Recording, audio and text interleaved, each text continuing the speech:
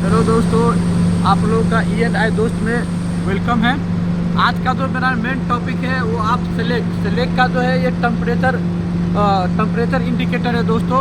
तो हम इसको सेटिंग कैसे करेंगे और ये काम कैसे करता है उसके बारे में मैं आपको बताने जा रहा हूँ। ठीक है दोस्तों, तो सबसे पहले क्या है, ये देख सकते हैं ये TC303 इसका जो है ये जो है मॉडल नंबर हो गया। ठीक है दोस्तों, तो हमको सेटिंग कैसे करना है, तो आप ये देख सकते हैं जो आपका डाउन एरो है जो हॉट टाइप का जो बना हुआ है, इसको आपको क्या करना है 3 से लेके 5 सेकेंड तक इसको प्रेस करके रखना है। ठीक है दोस्तों,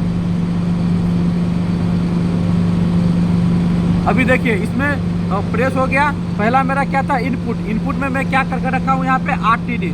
इसका जो मैंने जो आप कनेक्शन है इसमें मैं RTD रखा हूँ। अगर आपको थर्मोकपल करना है तो आप थर्मोकपल भी चेंज कर सकते हैं इसको, और इसको प्रेस करेंगे तो आपको चेंज हो जाएगा। अभी मेरा RTD है। ठीक है, नेक्स्ट में हम करेंगे तो इसका यूनिट है, तो RTD का जो यूनिट है हम लोग डिग्री सेल्सियस करके रखें, तो यहाँ पे देख सकते हैं आपका डिग्री सेल्सियस आ रहा है। ठीक है दोस्तों, थर्ड नंबर में चलेंगे तो सेट पॉइंट हो गया।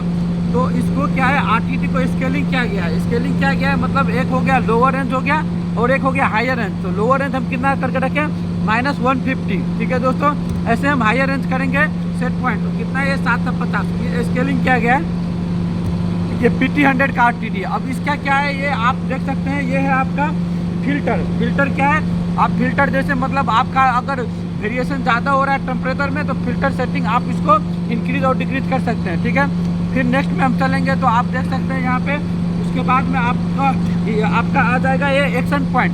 ठीक है, कंट्रोल एक्शन, ये हम लोग इनेबल करके रखे हैं। नेक्स्ट में चलेंगे तो फिर आपका ये PID हो गया। अगर PID कंट्रोल मोड में रखना है तो आपको PID ऑन करना पड़ेगा। ठीक है दोस्तों, ये आपका हो गया जो एक डिस्प्ले का जो रीसेट परसेंटेज है वो इसमें परसेंटेज आपको बता रहा है। ये हो गया आपका।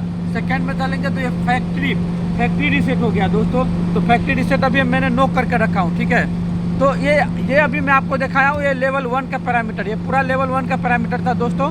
ठीक है, तो इस तरीके से लेवल 1 का पैरामीटर हो गया। अगर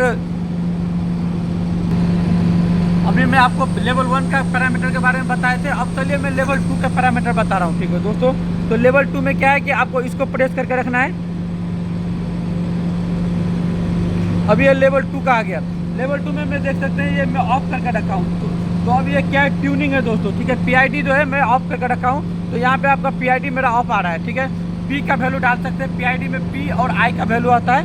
ठीक है, और मेरा देख सकते हैं ये I2 रखा हूँ। अब बट मेरा जो PID का जो वैल्यू है PID D का जो है 30 है, बट ये अभी ऑन में नहीं है, तो इसको मैं क्या करके रखा हूँ, ऑफ करके रखा हूँ। ठीक है दोस्तों, और ये ऑटो में है। ठीक है, अब इस तरीके से आएंगे तो आपको ये साइकिल टाइम मोड का जो अभी ये डिले रखा है 15 सेकेंड रखा है, ये ऑन टाइम हो गया साइकिल ऑन टाइम का। ठीक है, ये डिसमल पॉइंट देख सकते हैं 0.0 में है। ठीक है, तो ये आपका जो सेटिंग था अभी मैंने बता दिया हूँ, जो ये लेवल 2 का हो गया। ठीक है दोस्तों, अभी मैं आपको लेवल 1 और लेवल 2 का पैरामीटर बता दिया। अब इसको जो है कितना पे टिपिंग डालना है उसको हमको सेटिंग करना है। ठीक है दोस्तों, तो अभी आप देख सकते हैं अगर आपका यहाँ पे रेड इंडिकेट कर रहा है मतलब ये आपका जो है टेम्परेचर आपका सेटिंग से बिलो है। ठीक है दोस्तों, अभी ये सेटिंग से बिलो, अभी मेरा सेटिंग कितना है 90 पे। अभी ये प्रेस करके रखेंगे तो कितना है 90 पे सेटिंग है, बट अभी मेरा आ कितना रहा है 36। अगर मैं आपको दिखा रहा हूँ मैं इसको 30 पे सेटिंग कर रहा हूँ। ठीक है, तो मैं इसको क्या करूँगा, फिर इसको प्रेस करके हाई हो रहा है, इसको मैं डाउन वाला बटन प्रेस करूँगा।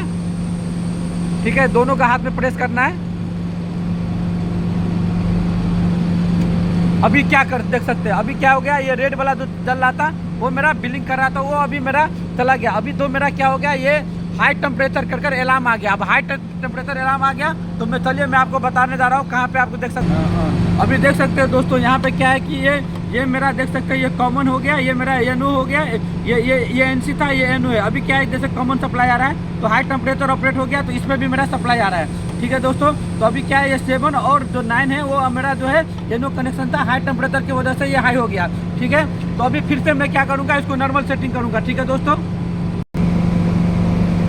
अभी देखिए फिर वापस मैंने क्या किया 90 पे कर दिया। ठीक है दोस्तों, फिर मैं आपको दिखाने जा रहा हूँ जो अभी ये 7-8 पे जो मेरा मिल रहा था वो अभी NO से NC हुआ कि नहीं हुआ।